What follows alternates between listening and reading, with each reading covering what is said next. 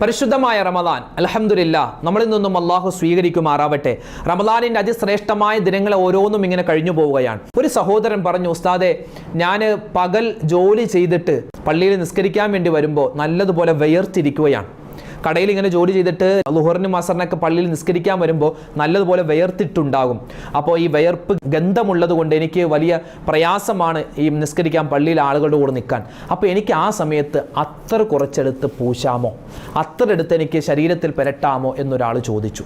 ഞാൻ അതിനൊരു മറുപടി കൊടുത്തു. ആ മറുപടി ഇന്നത്തെ ക്ലാസ്സിൽ നിങ്ങൾക്ക് കേൾക്കാം. അതുപോലെ തന്നെ മറ്റൊരു ചെറുപ്പക്കാരനായ സഹോദരൻ പറഞ്ഞു, ഉസ്താദെ, എൻ്റെ കല്യാണം കഴിഞ്ഞിട്ട് ഒരാഴ്ചയായിട്ടുള്ളൂ. അപ്പോൾ ഞാൻ എൻ്റെ ഭാര്യയുടെ കൂടെ ഇരിക്കുമ്പോൾ ഭാര്യയ്ക്ക് ഞാൻ ചിലപ്പോൾ ചുംബനം കൊടുക്കാറുണ്ട്, ഉമ്മം കൊടുക്കാറുണ്ട്. അതുകൊണ്ട് നോമ്പ് മുറിയുമോ? ചില ഉമ്മമാർ ചോദിച്ചു, ചില ഉപ്പമാർ ചോദിച്ചു, ഉസ്താദെ, ഞങ്ങൾ ഈ അടുക്കളയിൽ രുചി നോക്കുന്നുണ്ട്, അതായത് ഉപ്പ് നോക്കാറുണ്ട്, നാരങ്ങാ വെള്ളത്തിന് പുളിയാണോ, ഇട്ട പഞ്ചസാര മതിയായിട്ടുണ്ടോ എന്നൊക്കെ ഞങ്ങൾ മധുരം നോക്കാറുണ്ട്. അപ്പോൾ ആ മധുരം നോക്കുന്നത് കൊണ്ട് നോമ്പ് മുറിഞ്ഞു പോവുമോ, അതോ അങ്ങനെ നോക്കുന്നത് കൊണ്ട് എന്തെങ്കിലും നോമ്പിന് തകരാറ് പറ്റുമോ? അതുപോലെ തന്നെ ഉച്ചയ്ക്ക് ശേഷം മിസുവാക്ക് പല്ല് തേക്കാമോ, അതുപോലെ വായിൽ വെള്ളം കൊപ്പിളിക്കാമോ, അതുപോലെ ഒരുപാട് സംശയങ്ങൾ, ഇഷ്ടംപോലെ സംശയങ്ങൾ തീരുന്നില്ല. ഓരോ വീഡിയോകൾക്ക് താഴെ എത്രയോ സംശയങ്ങൾ. അപ്പോൾ എല്ലാ സംശയങ്ങൾക്കുള്ള ഏകദേശം മറുപടി ഇൻഷാ അല്ലാഹ് ഇന്നത്തെ ക്ലാസ്സിൽ നമ്മൾ പറയുന്നുണ്ട്. അതോടൊപ്പം തന്നെ അടുക്കളയിൽ ജോലി ചെയ്യുന്ന, അടുക്കളയിൽ നോമ്പ് തുറ വിഭവങ്ങൾ ഉണ്ടാക്കുന്ന ഉമ്മമാരറിയണേ, അതുപോലെ ഉപ്പമാരെ കേൾക്കണേ. നിങ്ങൾ പ്രത്യേകം ശ്രദ്ധിക്കണേ. നിങ്ങൾ ഉണ്ടാക്കുന്ന ഭക്ഷണം കഴിച്ച് ആർക്കും ഒരു പ്രയാസം ഉണ്ടാവാതിരിക്കാൻ. ഇപ്പോൾ നമ്മൾ സമൂസയൊക്കെ ഉണ്ടാക്കുമല്ലോ, എണ്ണയിലാ പൊരിക്കുന്നത്. ആ എണ്ണ വയറ്റിൽ ചെന്നാൽ വലിയ കേടാണെന്ന് നമുക്കറിയാം. പക്ഷെ ആ സമൂസ കഴിക്കുമ്പോഴും ആ കട്ട്ലേറ്റ് കഴിക്കുമ്പോഴും നമ്മുടെ ശരീരത്തിന് ഒരു പ്രയാസവും ഉണ്ടാവാതിരിക്കാൻ, അതുകൊണ്ടൊരു ഉപദ്രവം ഉണ്ടാവാതിരിക്കാൻ ഒരു ചെറിയ സൂറത്ത് ഓതിയാൽ മതി. ഒരു കുഞ്ഞു സൂറത്ത്. ഏതാണ്? പാചകം ചെയ്യുന്ന ആളുകൾ ഈ റമദാനിൽ ഓതിയിരിക്കേണ്ട ചെറിയൊരു സൂറത്ത് ഇൻഷാ അല്ലാഹ് ഇന്നത്തെ ക്ലാസ്സിൽ നമുക്ക് പഠിക്കാം. കൂടാതെ നോമ്പിൻ്റെ ചില അറിഞ്ഞിരിക്കേണ്ട സുപ്രധാനപ്പെട്ട കാര്യങ്ങൾ പഠിക്കാം. നമ്മുടെ നോമ്പായി മാറാൻ ഈ ഒരു ക്ലാസ് നിങ്ങൾക്ക് ഉപകാരപ്പെടും. അള്ളാഹു നമ്മുടെ എല്ലാ അമലുകളും സ്വീകരിക്കട്ടെ. വീഡിയോ അവസാനം വരെ കാണാൻ മറക്കരുതേ. മറ്റുള്ളവർക്ക് കൂടി ഇത് എത്തിച്ചു കൊടുക്കണേ. അള്ളാഹു നമ്മളെ അനുഗ്രഹിക്കട്ടെ. ആമീൻ. അസ്സലാമു അലൈക്കും വറഹ്മത്തുള്ളാഹി വബറകാതുഹു. ബിസ്മില്ലാഹിർ റഹ്മാനിർ റഹീം. അൽഹംദുലില്ലാഹി റബ്ബിൽ ആലമീൻ. ബിസ്മില്ലാഹില്ലദീ ലാ യദുറു മഅസ്മിഹി ഷൈഉൻ ഫിൽ അർളി വലാ ഫിസ് സമാഇ വഹുവസ് സമീഉൽ അലീം. ഏറ്റവും സ്നേഹബഹുമാനം നിറഞ്ഞ സത്യവിശ്വാസികളെ, ഉമ്മമാരെ, ഉപ്പമാരെ, അൽഹംദുലില്ലാഹ് അല്ലാഹു സുബ്ഹാനഹു വ തആല നമ്മുടെ എല്ലാവരുടെയും ഈ ഒരുമിച്ച് കൂടൽ, നമ്മുടെ ഈ ഒരു സദസ്സ് അള്ളാഹു സ്വീകരിക്കട്ടെ. നമ്മൾ ചെയ്യുന്ന ദുആകൾ, നമ്മുടെ ദിക്റുകൾ, നമ്മുടെ തസ്ബീഹുകൾ, അതുപോലെ തന്നെ നമ്മുടെ നോമ്പുമായി ബന്ധപ്പെട്ട് നോമ്പുകാരനായി നോമ്പുകാരിയായി എന്തെല്ലാം സൽക്കർമ്മങ്ങൾ ചെയ്യുന്നു. ഒരുപാട് പേര് തഹജ്ജുദ് നിസ്കരിക്കുന്നു. തഹജ്ജുദ് ഇല്ലാത്ത ആളുകൾ തുടങ്ങിയിട്ടുണ്ട്, അൽഹംദുലില്ലാഹ്. അതുപോലെ തന്നെ ഒരുപാട് പേര് ഖുർആൻ പാരായണം, അല്ലേ, ഒരു ഖത്തമൊക്കെ തീർന്ന് രണ്ടാമത്തെ ഖത്തത്തിലേക്ക് തുടങ്ങിയ ആളുകൾ, അൽഹംദുലില്ലാഹ്. അള്ളാഹു സ്വീകരിക്കട്ടെ. ഒരുപാട് ദിക്റുകൾ, എല്ലാ അമലും അള്ളാഹു തആല പോരായ്മകൾ എന്തെങ്കിലും ഉണ്ടെങ്കിൽ അതൊക്കെ പരിഹരിച്ച് സ്വീകരിക്കട്ടെ. ആമീൻ യാ റബ്ബൽ ആലമീൻ.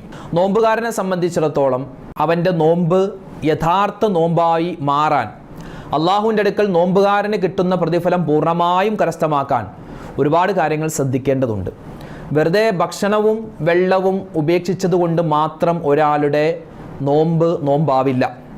അത് വെറും പട്ടിണി കിടക്കലേ ആവുകയുള്ളൂ. അപ്പോൾ നോമ്പുകാരൻ ശ്രദ്ധിക്കേണ്ട ചില കാര്യങ്ങളുണ്ട്. അത് ഇൻഷാ അല്ലാഹ് പറയാൻ പോവുകയാണ്. എന്നാൽ മാത്രമാണ് അവൻ്റെ നോമ്പ് യഥാർത്ഥ നോമ്പാവൂ. ആ നോമ്പുകാരന് കിട്ടുന്ന പൂർണ്ണമായ പ്രതിഫലം അവനക്ക് കിട്ടുകയുള്ളൂ. പിന്നെ ഈ നോമ്പ് പിടിച്ചുകൊണ്ട് അടുക്കളയിൽ ജോലി ചെയ്യുന്ന സഹോദരിമാർ, ഉമ്മമാർ, അല്ലെങ്കിൽ ജോലി ചെയ്യുന്ന ഈ പാചകം ചെയ്യുന്ന സഹോദരന്മാരുണ്ട്, വാപ്പമാരൊക്കെ ഉണ്ട്. അപ്പോൾ അവരൊക്കെ ശ്രദ്ധിക്കേണ്ട ഒരു കാര്യം കൂടി ഞാൻ ഇതിൻ്റെ കൂടെ ഇൻഷാ അല്ലാഹ് പറയുകയാണ്. കാരണം അത് ശ്രദ്ധിച്ചില്ലെങ്കിൽ നമ്മുടെ നോമ്പ് വെറും പട്ടിണിയായി പോകും. നോമ്പിൻ്റെ ഒരു കൂലിയും കിട്ടൂല. ഇൻഷാ അല്ലാഹ് അത് പറയാം. അപ്പോൾ നോമ്പുകാരന് കറാഹത്താകുന്ന ചില കാര്യങ്ങളുണ്ട്. കറാഹത്ത് എന്ന് പറഞ്ഞാൽ എന്താ? കറാഹത്ത് എന്ന് പറഞ്ഞാൽ അത് ചെയ്താൽ ശിക്ഷയില്ല, പക്ഷെ ഉപേക്ഷിച്ചാൽ കൂലിയുണ്ട്. അത് ഉപേക്ഷിച്ചാൽ, ചെയ്യാതിരുന്നാൽ നമ്മുടെ നോമ്പിന് പൂർണ്ണമായ പ്രതിഫലം കിട്ടും. ഒന്നാമത്തേത്, നോമ്പുകാരി ഉച്ചയ്ക്ക് ശേഷം പല്ല് തേക്കൽ കറാഹത്താണ്. ളുഹറിന് ശേഷം പല്ല് തേക്കൽ കറാഹത്താണ്. നമ്മൾ രാവിലെ അത്താഴത്തിന് എഴുന്നേൽക്കുന്ന സമയത്ത് പല്ല് തേക്കാറുണ്ട്. പിന്നെ നമ്മൾ അത്താഴമൊക്കെ കഴിച്ച് പിന്നെ സുബഹി ഒക്കെ നിസ്കരിച്ച് ചിലപ്പോൾ ഒന്ന് കുറച്ച് കിടന്ന് ഉറങ്ങും. ചിലപ്പോൾ ഒരു 8 മണി വരെ 9 മണി 10 മണി വരെ കിടന്ന് ഉറങ്ങുന്ന ആളുകളുണ്ട്. അപ്പോൾ ആ ഉറക്കത്തിൽ നിന്ന് എഴുന്നേൽക്കുമ്പോൾ നമ്മുടെ വായൊന്ന് പകർച്ചയായിട്ടുണ്ടാകും, ഒരു അസ്വസ്ഥത ഉണ്ടാകും. നമ്മൾ സാധാരണ ആ സമയത്തൊക്കെ പല്ല് തേക്കുന്നതാണല്ലോ. അപ്പോൾ ആ സമയത്ത് നമ്മളൊന്ന് ചെറുതായിട്ടൊന്ന് ബ്രഷ് ചെയ്യുന്നു. അതല്ലാതെ ഉച്ചയ്ക്ക് ശേഷം വീണ്ടും നമ്മൾ പല്ല് തേക്കൽ എന്താണ്? കറാഹത്താണ്. അത് പാടില്ലെന്ന് പറഞ്ഞാൽ അനാവശ്യമായി അത് ചെയ്യാൻ പാടില്ല. ചെയ്യൽ എന്താണ്? കറാഹത്താണ്. അതായത് പല്ല് തേക്കാതിരുന്നാൽ കൂലിയുണ്ട്, പല്ല് തേച്ചാൽ ശിക്ഷയൊന്നുമില്ല. അതാണ് കറാഹത്ത്. അപ്പോൾ നോമ്പുകാരൻ ഉച്ചയ്ക്ക് ശേഷം മിസ്വാക്ക് ചെയ്യൽ എന്താണ്? കറാഹത്താണ്. പിന്നെ വെറുതെ ഒരു വസ്തു ചവക്കുക, അത് കറാഹത്താണ്. ഇന്ന് ഒരുപാട് ചെറുപ്പക്കാരുകളും ഒക്കെ ചെയ്യുന്ന ഒരു പരിപാടിയാണ് വെറുതെ. ഇപ്പോൾ നോമ്പല്ലേ, ഇപ്പോൾ ഒന്നും കഴിക്കാൻ പാടില്ല. അപ്പോൾ അതുകൊണ്ട് വെറുതെ ഇരിക്കുന്ന സമയത്ത് ഒരു നൂല്, നമ്മുടെ ഈ ഷർട്ടിൻ്റെ അല്ലെങ്കിൽ എന്താണ് നെയ്റ്റിയുടെ ചുരിദാറിൻ്റെ ഒക്കെ കുറച്ച് നൂലൊക്കെ എടുത്ത് വായിലൊക്കെ വെച്ചിട്ട് ചവച്ചുകൊണ്ടിരിക്കുക. അല്ലെങ്കിൽ ബട്ടൺസ് വെറുതെ ഇട്ടിങ്ങനെ ചവക്കുക. അത് പാടില്ല. അല്ലെങ്കിൽ നഖം കടിക്കുക. ഈ നഖം ഇങ്ങനെ കടിച്ചിട്ട് ഞങ്ങൾ മിഴുങ്ങുന്നില്ലല്ലോ ഉസ്താദെ, അതാണ് ചോദിക്കാൻ. നഖം തിന്നുന്നില്ല, തുപ്പിക്കളയൂലേ? വേണ്ട. നോമ്പുകാരന് കറാഹത്താണ്. നമ്മുടെ ഈ വിരലിൻ്റെ ഈ ഭാഗത്ത് ചിലപ്പോൾ ചെറിയ പൊറ്റ പോലെ അല്ലെങ്കിൽ ഒരു ചെറിയ തൊലി പോലെ നിവർന്നിരിക്കും. അത് നമ്മളിങ്ങനെ കടിച്ചിങ്ങനെ കളയുക. നോമ്പുകാരൻ പകലിൽ ആ പണി ചെയ്യണ്ട. ചെയ്തു എന്ന് വെച്ച് നോമ്പ് മുറിഞ്ഞു പോകുന്നില്ല, പക്ഷേ ചെയ്യാതിരുന്നാൽ കൂലിയുണ്ട്. ചെയ്താൽ ശിക്ഷയില്ല, പക്ഷേ ചെയ്യാതിരുന്നാൽ കൂലിയുണ്ട്. ചെയ്യൽ കറാഹത്താണ്. അത് നമ്മൾ മനസ്സിലാക്കുക. റബ്ബർ ബാൻഡില്ലേ, അതൊക്കെ എടുത്ത് ഇങ്ങനെ കടിച്ചോണ്ടിരിക്കുക, ചവച്ചോണ്ടിരിക്കുക, അത് പാടില്ലാത്തതാണ്. അപ്പോൾ ആ കാര്യം ശ്രദ്ധിക്കണം. പിന്നെ നോമ്പുകാരി ഈ വുളു എടുക്കുന്ന സമയത്തൊക്കെ നമ്മൾ വായിൽ വെള്ളം എടുത്തിട്ട് തുപ്പിക്കളയാറുണ്ട്, വാ കഴുകാറുണ്ട്, മൂക്കിൻ്റെ ഉള്ളിൽ വെള്ളം കയറ്റി ചീറ്റാറുണ്ട്. പക്ഷെ നോമ്പുകാരൻ അത് ചെയ്യുമ്പോൾ പ്രത്യേകം ശ്രദ്ധിക്കണം. അത് അമിതമായാൽ നോമ്പ് മുറിഞ്ഞു പോകാൻ തന്നെ സാധ്യതയുണ്ട്. ചിലപ്പോൾ വായിലേക്ക് വെള്ളം ആക്കുമ്പോൾ ചിലപ്പോൾ ഇറങ്ങിപ്പോകാൻ സാധ്യതയുണ്ട്. അതുകൊണ്ട് അത് വളരെയധികം ശ്രദ്ധിക്കണം. പിന്നെ അതുപോലെ മൂക്കിൻ്റെ ഉള്ളിലേക്ക് വെള്ളമൊക്കെ ഇങ്ങനെ കയറ്റി ഇങ്ങനെ കഴുകുന്ന സമയത്ത് ഉള്ളിലേക്ക് നമ്മുടെ മൂക്കിൻ്റെ ഈ ഉൾഭാഗത്തേക്ക് പോയാൽ നോമ്പ് മുറിയാൻ സാധ്യതയുണ്ട്. അപ്പോൾ ആ പണിക്ക് നിൽക്കണ്ട. പിന്നെയോ നോമ്പ് തുറ താമസിപ്പിക്കൽ കറാഹത്താണ്. ഞാൻ പറഞ്ഞല്ലോ, ബാങ്ക് വിളിച്ചിട്ട് നോമ്പ് തുറക്കാതിരിക്കൽ കറാഹത്താണ്. പകൽ സമയത്ത് സുഗന്ധം ഉപയോഗിക്കൽ കറാഹത്താണ്. ഇപ്പം നല്ല വേർതിരിക്കുന്ന നല്ല ചൂടല്ലേ, നമ്മൾ പുറത്ത് പോയിട്ട് വീട്ടിലേക്ക് വരുമ്പോൾ പള്ളിയിലേക്കൊക്കെ നിസ്കരിക്കാൻ വരുമ്പോൾ നല്ല വേർതിരിക്കുന്ന സമയമാണ്. അപ്പോൾ ഈ വേർപ്പിൻ്റെ ഗന്ധം ഉള്ളത് കൊണ്ട് ആളുകൾക്ക് ബുദ്ധിമുട്ടാവണ്ട എന്ന് പറഞ്ഞ് നമ്മൾ അല്പം അത്ര എടുത്ത് കുറച്ച് സുഗന്ധം എടുത്ത് പൂശി എന്ന് വെച്ച് നോമ്പ് മുറിഞ്ഞൊന്നും പോവില്ല. അങ്ങനെ നമുക്ക് ശരീരം ഇങ്ങനെ വേർതിരിക്കുന്ന സമയത്ത്, ശരീരത്തിൽ നിന്നും ദുർഗന്ധം വരുന്ന സമയത്ത് നമുക്ക് എന്ത് ചെയ്യാം? നമുക്ക് സുഗന്ധം ഒരല്പം പൂശാം. പക്ഷെ അതെന്താണ്? പൂശാതിരിക്കലാണ് നല്ലത്. സുഗന്ധം തേച്ചു എന്ന് വെച്ച് നോമ്പ് മുറിയില്ല, പക്ഷെ ചെയ്യാതിരിക്കലാണ് നല്ലത്. അപ്പോൾ ചില ആൾക്കാർ ചോദിക്കും, ഉസ്താദ് ഞങ്ങൾ വേർതിരിക്കുന്ന സമയത്ത് ഞങ്ങൾ കുളിക്കുമ്പോൾ ഈ സോപ്പ് തേക്കൂല, സോപ്പ് മണമുള്ളതല്ലേ? എല്ലാ സോപ്പിനും നല്ല മണമില്ലേ കുളി സോപ്പിന്? അപ്പോൾ അത് കറാഹത്താണോ? ഞാൻ പറയട്ടെ, സോപ്പ് എന്ന് പറയുന്ന വസ്തു അത് നമ്മൾ മണത്തിന് വേണ്ടി ഉപയോഗിക്കുന്നതല്ല, അത് അഴുക്ക് പോകാൻ വേണ്ടി ഉപയോഗിക്കുന്നതാണ്. സോപ്പ് എന്ന് പറയുന്ന വസ്തു അതെന്താ അതിൻ്റെ ഗുണം? അത് നമ്മൾ എന്തിനാണ് വാങ്ങുന്നത്? നമുക്ക് ശരീരത്ത് മണമുണ്ടാവാനല്ല, മറിച്ച് നമ്മുടെ ശരീരത്തിലെ അഴുക്കുകൾ പോവാനാണ്. പിന്നെ സുഗന്ധമുണ്ടാകുന്നു, അത് രണ്ടാമത്തെ സെക്ഷൻ. അവ്വല് മഖ്സൂദ്, ആദ്യത്തെ ഉദ്ദേശം എന്താ? നമ്മുടെ ശരീരത്തിലെ അഴുക്കുകൾ പോവുക എന്നതാണ്. അതുകൊണ്ട് സോപ്പ് ഉപയോഗിച്ച് നമ്മൾ കഴുകുന്നത് കൊണ്ടൊന്നും കുഴപ്പമൊന്നുമില്ല കേട്ടോ. പിന്നെയോ നമ്മൾ നോമ്പുകാരന് നോമ്പ് പിടിച്ചുകൊണ്ട് ചെയ്യാൻ പാടില്ലാത്തെന്ന് പറഞ്ഞാൽ ചെയ്യൽ ഉപേക്ഷിക്കലാണ് നല്ലത്, ചെയ്യാതിരിക്കലാണ് നല്ലത്.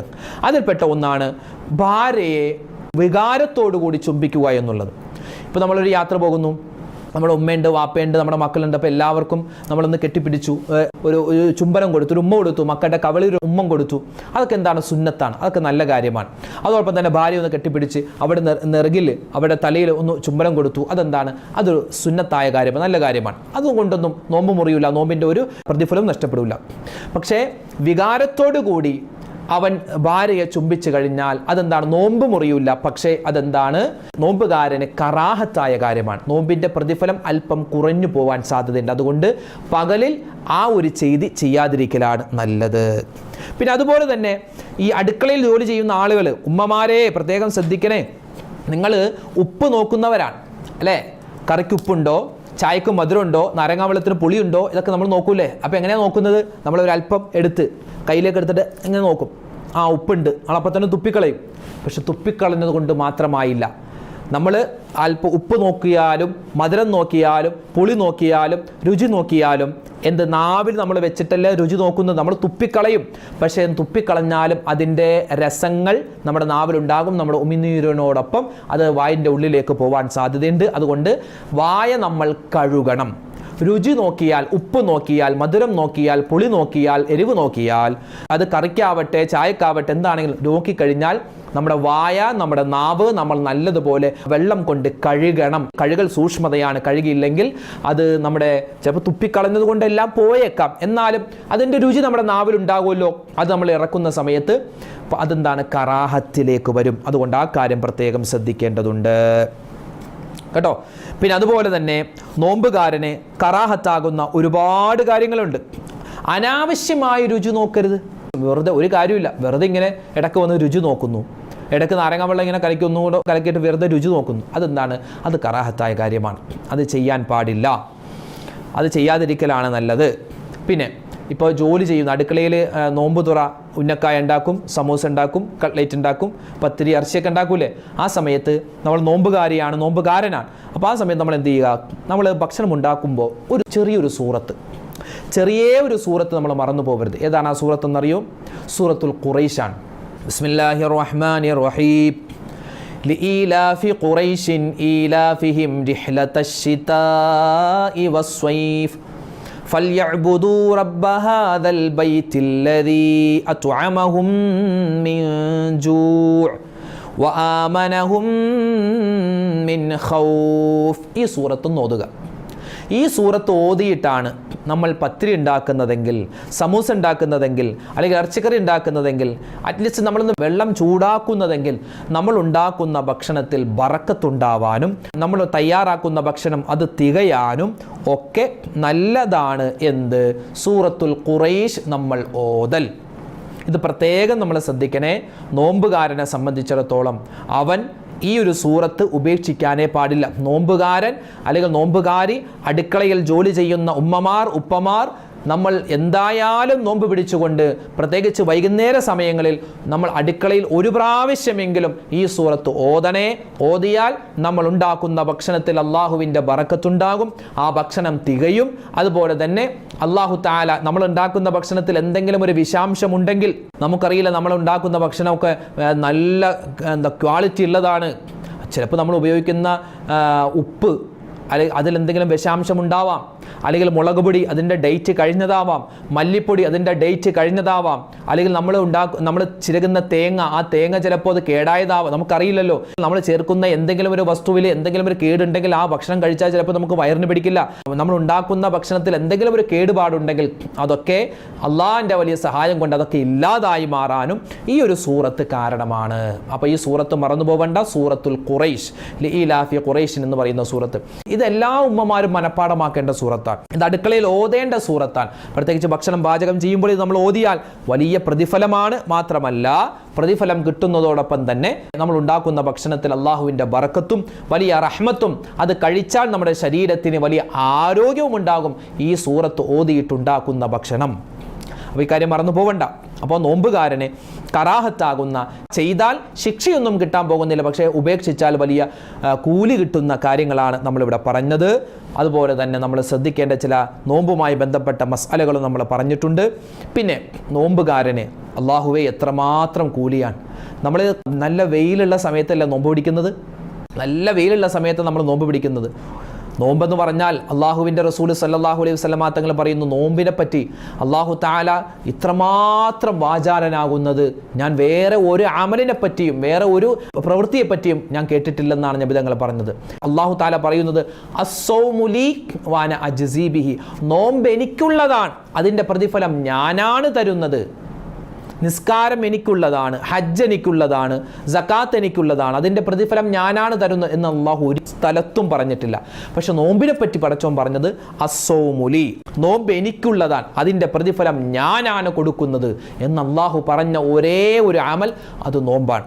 ആ നോമ്പ് യഥാർത്ഥ നോമ്പായാൽ നമുക്ക് ഇൻഷാ അള്ളാഹ് അതിൻ്റെ പുണ്യം മുഴുവനും നമുക്ക് നേടാൻ പറ്റും. അപ്പോൾ ഒരു മനുഷ്യൻ പിടിക്കുന്ന നോമ്പ് ഒരു യഥാർത്ഥ നോമ്പായി മാറണമെങ്കിൽ അവൻ എന്ത് ചെയ്യും? ചെയ്യണം? അവൻ നോമ്പിൻ്റെ സുന്നത്തുകൾ പാലിക്കണം, നോമ്പ് മുറിയുന്ന കാര്യങ്ങളിൽ നിന്നും മാറി നിൽക്കണം, നോമ്പിൻ്റെ അദബുകൾ പാലിക്കണം, നോമ്പുകാരന് കറാഹത്താകുന്ന ഇപ്പം നമ്മൾ പറഞ്ഞ കാര്യങ്ങൾ ഉപേക്ഷിക്കണം. എന്നാൽ നമ്മുടെ നോമ്പ് യഥാർത്ഥ നോമ്പായി മാറും. അള്ളാഹു തആല നമ്മുടെയൊക്കെ നോമ്പിനെ നല്ല നോമ്പായി, അള്ളാഹുവിൻ്റെ അടുക്കൽ മഖ്ബൂലും മർലിയുമാകുന്ന, അള്ളാഹുവിന് തൃപ്തി കിട്ടുന്ന, അള്ളാഹു സ്വീകരിക്കപ്പെടുന്ന നോമ്പായി പടച്ച തമ്പുരാൻ കബൂലാക്കി അനുഗ്രഹിക്കുമാറാവട്ടെ എന്ന് 1000 വട്ടം ദുആരക്കുകയാണ്.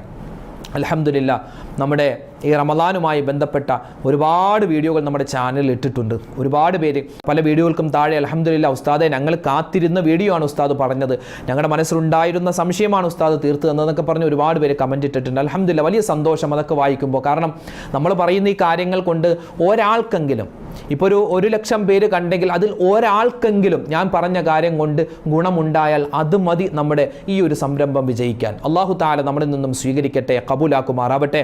അൽഹംദുലില്ലാ, നോമ്പുമായി ബന്ധപ്പെട്ട് ഒരുപാട് കാര്യങ്ങൾ പറയുന്നുണ്ട്. ഇതൊക്കെ കേൾക്കുക, നിങ്ങൾ കേൾക്കുക മാത്രമല്ല നിങ്ങൾ മറ്റുള്ളവർ കൂടി ഇത് എത്തിച്ചു കൊടുക്കുക. എങ്കിൽ അവരും നമുക്കറിയാത്ത പല കാര്യങ്ങളും ഇതിൽ പറയുന്നുണ്ടാവാം, അത് കേട്ടിട്ട് നമ്മൾക്ക് ജീവിതത്തിൽ അമൽ ചെയ്യാൻ പറ്റിയാൽ അത് മതി നമുക്ക് വിജയിക്കാൻ. അല്ലാഹു തആല നമ്മുടെ ഈ ഒരു പറച്ചിലും നമ്മുടെ ഈ ഒരു സദസ്സും ഒക്കെ പടച്ചവൻ പരിപൂർണമായി സ്വീകരിക്കുമാറാവട്ടെ. നബി സല്ലല്ലാഹു അലൈഹി വസല്ലമ തങ്ങളുടെ ഹദീസിൽ കാണാം, മൻ ഹളറ മജ്ലിസുൽ ഇൽമി ഫീ റമളാൻ, ഒരു മനുഷ്യൻ പരിശുദ്ധമായ റമളാൻ മാസത്തിൽ ഒരു ദീനിയായ ക്ലാസ് കേട്ടാൽ, ഒരു ദീനിയായ മജ്ലിസിൽ പോയി പങ്കെടുത്താൽ, അതായത് ഒരു ദീൻ പറയുന്ന, ഇൽമ പറയുന്ന, ഖുർആനിനെ പറ്റി പറയുന്ന, ഹദീസിനെ പറ്റി പറയുന്ന, ഇതുപോലെ ദീനിയായ ചർച്ചകളുള്ള ഏതെങ്കിലും ഒരു മജ്ലിസിൽ പോയിരുന്ന, നമ്മുടെ മജ്ലിസ് അൽഹംദുലില്ലാ നമ്മളിവിടെ നല്ല കാര്യം മാത്രമാണ് പറയുന്നത്, അള്ളാഹിനെ പറ്റി പറയുന്നു, അള്ളാഹിൻ്റെ റസൂലിനെ പറ്റി പറയുന്നു, ഇസ്ലാമിൻ്റെ കാര്യങ്ങളെ പറ്റി പറയുന്നു, നോമ്പിനെ പറ്റി, നിസ്കാരത്തെ പറ്റി, ദിക്റിനെ പറ്റി, സ്വലാത്തിനെ പറ്റി പറയുന്ന ഈ ഒരു മജ്ലിസിൽ നമ്മൾ ഇരുന്നാൽ, ഈ മജ്ലിസ് നമ്മൾ കേട്ടാൽ, ഈ ഒരു ക്ലാസ് നമ്മൾ കേട്ടാൽ,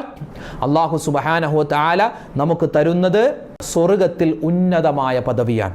ജന്നാത്തുൽ ഫിർദൗസ് എന്ന സ്വർഗത്തിൽ ഏറ്റവും ഉന്നതമായ പദവിയുണ്ട്. അതായത് പ്രവാചകന്മാർ, അള്ളാഹുവിൻ്റെ ഔലിയാക്കൾ, ശുഹദാക്കൾ പോയിരിക്കുന്ന സദസ്സ്, അവിടെ പോയി നമുക്കും ഇരിക്കാനുള്ള മഹാഭാഗ്യം അള്ളാഹു തരും. ഈ റമളാനിൽ നമ്മൾ ഇൽമിൻ്റെ മജ്ലിസിൽ ഇരുന്നാൽ നമ്മുടെ പാപങ്ങൾ അള്ളാഹു പുറത്തു തരുമെന്നാണ്. ജീവിതത്തിൽ എത്രമാത്രം പാപം ചെയ്തിട്ടുണ്ടെന്നറിയില്ല. ചിലപ്പോൾ 5 ലക്ഷമാവാം, 10 ലക്ഷമാവാം, 15 ലക്ഷമാവാം. എത്രമാത്രം തെറ്റുകൾ ചെയ്തിട്ടുണ്ടോ ആ തെറ്റുകളെല്ലാം പൊറുക്കപ്പെടാൻ ഈ ഒരു ക്ലാസ് നിങ്ങൾ നല്ല രൂപത്തിൽ കേട്ട് അതിൽ പറയുന്ന കാര്യങ്ങൾ ജീവിതത്തിൽ അമൽ ചെയ്താൽ മാത്രം മതി. അതിന് അല്ലാഹു നമുക്ക് തൗഫീക്ക് നൽകുമാറാവട്ടെ. ഈ റമളാൻ നമുക്ക് അനുകൂലമായ സാക്ഷി നിൽക്കുന്നവരുടെ കൂട്ടത്തിൽ ഉൾപ്പെടാൻ അല്ലാഹു നമ്മളെ അനുഗ്രഹിക്കുമാറാവട്ടെ. ആമീൻ യാ റബ്ബൽ ആലമീൻ.